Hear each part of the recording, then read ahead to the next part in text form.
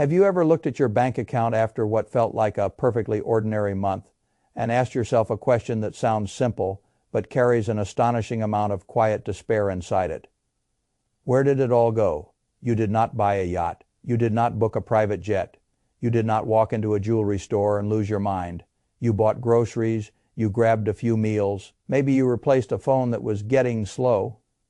Maybe you ordered a few things online because the week was long and the packages felt like relief, normal expenses. That is what people tell themselves, normal. And yet the money is gone with a speed that feels almost insulting. This is what I think most people still have not fully accepted. A great many of the things ordinary Americans spend money on today are no longer worth what they cost. Not even close. The value proposition has broken. The price went up. The quality did not. The emotional story stayed intact just long enough to trick people into continuing the habit, and because the culture keeps doing it, the overpayment begins to feel natural. That is how wealth quietly dies. Not always in one great catastrophe, often in 1,000 ordinary purchases nobody thought to challenge. So I want to challenge them, not because I want you to live like a monk, not because joy is illegal, because if you do not learn to distinguish between what actually improves your life and what merely empties your account, while pretending to improve it, you can make a perfectly good income and still feel broke for the rest of your life. Let us begin with something that should offend people far more than it does. Fast food. Fast food is not cheap anymore. That used to be the whole point. You accepted low quality because the trade was speed and affordability. It was a few dollars, a paper bag, and no ceremony fine. That was a coherent deal. It was not a healthy deal. It was not a luxurious deal, but it was a coherent one. That deal is gone. Now the price of a basic fast food meal often wanders into the range that used to belong to casual dining. The room did not improve. The ingredients did not become art. The experience did not suddenly become dignified. You are still eating in your car or standing over a counter surrounded by fluorescent lighting and operational fatigue. The only thing that changed in a dramatic way is the price that matters, because a purchase stops being sensible the moment the core reason it existed disappears. Fast food was supposed to save you money. Now it often only saves you effort, and convenience without value is a very expensive addiction. Once or twice, who cares? Repeated as a lifestyle, it becomes a leak. Now let us widen the frame to restaurants in general, because this is where people lose the plot entirely. There is nothing morally wrong with going out to eat. I am not against restaurants. I am against financial self-deception. Two people sit down in an ordinary restaurant. Nothing glamorous. Nothing with white tablecloths and sommeliers moving through the room as if they were mediating history. Just a regular place. A couple of entrees, maybe an appetizer, drinks because the day was long, a tip because civilized people still tip. And suddenly what felt like just dinner is a $100 event. $100 for a meal that leaves no asset behind, builds no capacity, compounds in no way, and usually could have been approximated at home for a fraction of the cost. This does not mean never do it. It means stop pretending it is harmless when repeated carelessly. That is the issue. People do not bankrupt themselves because one dinner out existed. They do it because restaurants become part of the weekly identity of their life, and then the monthly total starts looking like something that could have funded an investment account, reduced debt, thickened an emergency fund, or bought back some future freedom. This is what I mean when I say value is broken. The food may be pleasant. The bill has become absurd. Now let us move to one of the great destroyers of middle-class wealth, brand new cars. I do not know how many different ways this must be said before people finally hear it, so I will say it plainly. Buying a new car is usually a declaration that you care more about the feeling of being the first owner than about the long-term condition of your balance sheet. The math is too obvious to be ignored, which is why people cover it with emotion. The moment a new car leaves the lot, it begins a relationship with depreciation that is both ruthless and predictable. You have not invested in transportation. You have overpaid for freshness. And then, because most people finance it, they add interest to depreciation and spend years turning an already bad trade into an even worse one. The remarkable part is not that people do this. The remarkable part is that they do it while claiming they care about becoming wealthy. No, they care about the theater of prosperity, a 3 or 4 year. Old vehicle will perform the same essential function. It will transport your body. It will get you to work. It will take your family where it needs to go. It will not send a weekly emotional signal that you are current. And this, sadly, is what many people are really buying. Status with wheels. That is what the premium is for, not transportation identity. And identity financed over 5 or 6 years is one of the most expensive habits in modern consumer life. Now let us talk about clothing, especially the kind people buy when they want to appear as if they have better judgment than they actually do. There is a difference between quality and luxury branding. Quality can be worth paying for. A well-made coat, boots that last, clothes that fit well, wear well, and spare you the endless cycle of replacing garbage. That is not what I am criticizing. I am criticizing the absurd markups people pay for logos. A plain shirt with no story on it can do the job. Add the right name to it, and the price multiplies into parity. And for what? Do people become wiser when the label becomes French? Does fabric improve morally because the invoice is offensive? Usually not. What improves is the fantasy the buyer has about how the item will be read by other people. That fantasy is where the real money is lost. Most people who buy logo, heavy luxury, are not buying utility. They are buying emotional translation. They want strangers to read success off their chest, wrist, bag, or shoes. But the people who are genuinely building wealth learn something earlier than the others do. Objects that signal status are usually terrible substitutes for the financial condition that makes status irrelevant. It is better to become secure than to look expensive. That is not a glamorous sentence, which is one reason it is true. Now, let us move to vacations, because here the waste comes wearing a more seductive face. Experiences, people defend vacations differently than they defend cars or clothing, because at least with travel there is something noble to hide behind memories. Exposure, culture, rest, perspective. Fine. All of that can be real. What is also real is that a lot of people are financing memories. They cannot afford because the social pressure to appear fully alive has become unbearable. Flights are expensive, hotels are expensive, food while traveling is expensive, the little while we're here spending multiplies like rabbits. Then the trip ends and the debt remains, or the savings account is thinner, or the credit card balance grows teeth. People will tell themselves it was worth it, and sometimes it was. But worth it is not the same thing as sustainable. The great problem is not that vacations exist. It is that people have stopped distinguishing between restorative travel and aspirational travel. One is designed to renew you. The other is often designed to be witnessed. And witnessed travel is one of the easiest ways to confuse being seen with actually living well.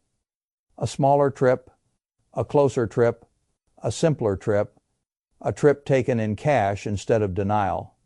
These things may not look as impressive online, but online does not fund your future.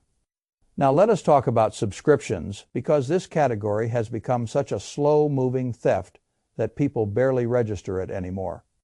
Streaming services, app subscriptions, cloud storage upgrades, music video, premium versions of things you touch twice a month. Cable, for those still living inside that very strange refusal to acknowledge the last decade. Gym memberships used mostly as recurring donations to hope. The genius of subscription spending is not that it is large. It is that it is ignorable. $10 here, $15 there, $7 there, $99 annually, which is really just a way of sneaking a monthly leak into your life, wearing a yearly costume, and because no one line item feels catastrophic, the total gets ignored for years. This is how modern companies learn to feed off inertia.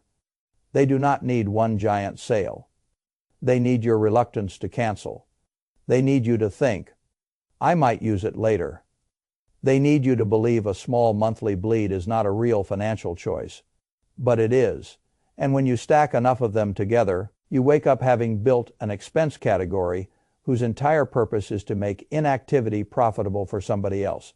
That is not convenience. That is passive surrender. Now let us talk about electronics, because this is where perfectly functional things go to be declared obsolete by marketing departments. The average person is upgrading devices far more often than utility requires. Phones, tablets, watches, laptops, consoles. A new model appears, and suddenly the old one, the one that still works, the one that still sends text, loads websites, takes pictures, plays music, opens documents, and wastes your time on social media exactly as intended, is somehow made to feel embarrassingly outdated. This is one of the dumbest financial habits of the modern consumer era. Not because technology is unimportant, because the distance between works and latest has become a canyon filled with wasted money. Most people are not using these devices for complex, earnings-related mission, critical tasks where an upgrade meaningfully compounds their output. They are scrolling, watching, texting, taking pictures, doing ordinary digital life. And for ordinary digital life, the obsession with always having the newest device is not practicality. It is vanity disguised as efficiency. Keep the phone longer. Use the laptop until it genuinely hinders your work. Let other people subsidize the early depreciation. Your future self will not care that you skipped 3 iterations of a slightly brighter screen. Now let us move inside the home, because domestic spending is where people become artists of rationalization. Branded cleaning products, kitchen gadgets, premium containers, specialized tools for niche cooking fantasies, they will live out twice. Furniture financed like it is somehow a capital project worthy of an amortization schedule. This entire world has become absurd. People spend on household goods as if they are building a lifestyle museum. The expensive blender, the knife set where 2 knives do all the work and the other 10 exist only to flatter the buyer. The bread machine that becomes storage, the elegant organizer for a drawer that did not need a system so much as it needed less junk. The couch financed on monthly payments as though sitting had become a luxury technology. I do not object to spending on your home. Your home matters. You live there. But people need to stop confusing household purchases with household improvement. A lot of expensive household spending is not about utility. It is about self-soothing through acquisition. And the danger there is not simply that you spent too much on one object. It is that you trained yourself to believe that the next purchase will complete a room, a mood, or a version of yourself that never stays completed for long. That is a very expensive way to live. Then there is the broad and poisonous category I call status spending. This is where the whole game gets exposed. The watch, the handbag, the treat-yourself car, the premium apartment you stretched for, mostly because it said something about you. The bottle service version of dining, the things bought not for utility, not even really for joy, but for narrative. To say I have made it, to say I am not behind, to say I matter. But status spending is one of the saddest trades in finance because it takes liquid capital and converts it into a public performance whose audience is not nearly as impressed as the spender hoped. Actually, wealthy people often stop caring about this long before aspiring wealthy people do. That should tell you something. The need to display wealth is often strongest precisely where wealth is weakest. And once you understand that, a lot of modern spending begins to look less like confidence and more like insecurity with a logo attached. Now let me tell you what I think the real lesson is. The problem is not that everything is expensive. The problem is that people keep buying overpriced things whose value proposition has collapsed simply because the behavior is culturally normal. That is where the money goes, not always in disasters. In defaults, the default dinner out, the default upgrade, the default subscription, the default replacement, the default vacation, the default financing arrangement, the default version of adulthood everyone copied from everyone else, without ever asking whether the numbers still made sense. They often do not. That is why financially comfortable people are so often less impressed by consumer life than the rest of the culture is. They have done the arithmetic. They understand that every recurring indulgence must compete, not just with the pleasure of the moment, but with the future it delays. That is the key line. Everything you buy is not just being purchased against today, it is being purchased against tomorrow. And once you start thinking that way, the world gets much clearer. The fast food meal is not $12.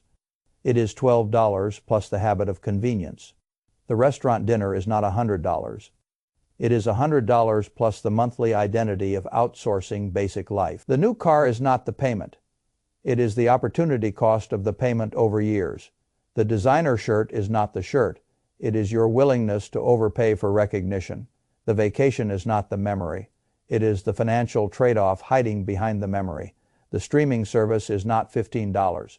It is the laziness tax on cancellation. The phone upgrade is not a device. It is proof that novelty still controls you. The expensive household gadget is not a tool. It is an emotional purchase wearing a domestic disguise. Once you see it, you cannot unsee it. That is the blessing. And also the curse, because now you have to choose, do you want to look like you are participating fully in modern consumer life? Or do you want money left at the end of the month? Money that can become savings, investments, reduced stress, more freedom, more optionality, and eventually real wealth. Most people are trying to split the difference, and that is exactly why they stay financially mediocre. You can look rich, or you can become secure. For ordinary people, trying to maximize both at once is usually how you guarantee neither. So no, I am not telling you to live joylessly. I am telling you to become selective. Spend on what genuinely improves your life. Cut mercilessly what merely imitates improvement. That is a much harder standard. It is also the one that actually works. Because the truth is very simple. A lot of what people buy today is no longer worth their money. And the people who figure that out early are the ones who eventually stop wondering, at the end of an ordinary month, where it all went.